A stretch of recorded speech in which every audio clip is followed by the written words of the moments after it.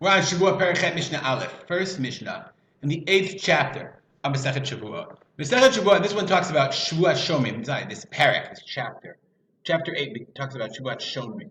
Let's go to Shemot Perek Chafet, our mainstay chapter of in this Masechta. Little tongue tied here. We go to Shevuot Shomrim. We've seen these psukim before. You give a person to his friend a donkey or an ox or a sheep or any animal, and it dies, it breaks, it's taken captive, nobody sees it. You have to take a shvu'ah that you didn't shalach yado, don't shlichut yad. You say, listen, it was lost, it was gone, right? It was taken captive. So you have to take a shvu'ah, okay, and the owner shall accept it and not make restitution. But if you stole, if it was stolen, then you do have to pay.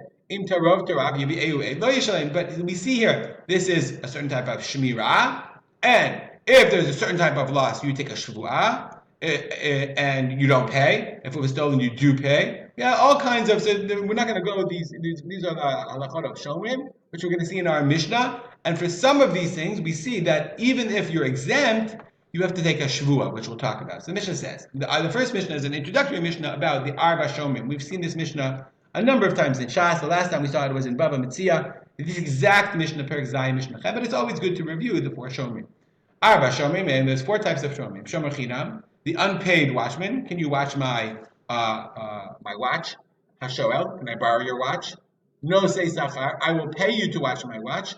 Vastocher, can I rent your watch? So you have a free watchman, a borrower, a paid watchman, and a renter. Each of those are called a shomer, and they have different halachot. Shomer chinam nishba alakot. Shomer chinam swears, i.e. is exempt from. We're talking about damages on everything.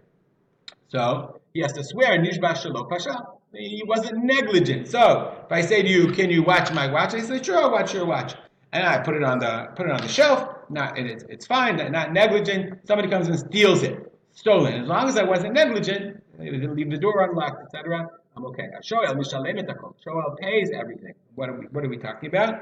We'll see in a second what hakol is here. No say sachar v'asocher. The paid watchman and the renter, nishba'in al shvura al shvuya ve'ameta. If they claim the animal shvura broke down, let's say I bought an animal, or shvuya, it was taken captive, ve'ameta, or it died, okay, they take an oath and they're exempt. Umishamin et aveda ve'tekeneva. But if it's lost, or they claim it was stolen, then they do pay. Okay, why? Let's look back at the pasuk. We just saw these exact things. Made nishba or nishba.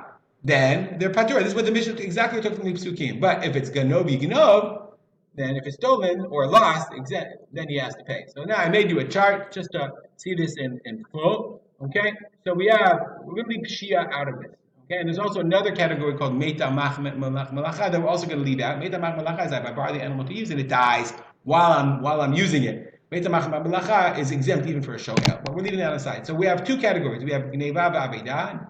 Okay, stolen or lost. Stolen or lost, when a person is asked to watch something, he has a level of culpability. You know, if it's stolen, you should guard it properly. You shouldn't lose things. But shvuya, breaking down, taking captive or dying, those are called ones. So shomer chinam, the Mishnah says, was exempt on everything. Hakol, this whole list. Shoel is chayav on everything. Okay, and then shomer chinam is shomer sachar and socher chayav and gneva v'aveda, but they're patur and onsim. That is essentially the Arba Shomrim in our Mishnah. We'll stop here and dedicate our learning to the memory of my father, Harav Simcha ben Yitzchak Kalman. Have a good day.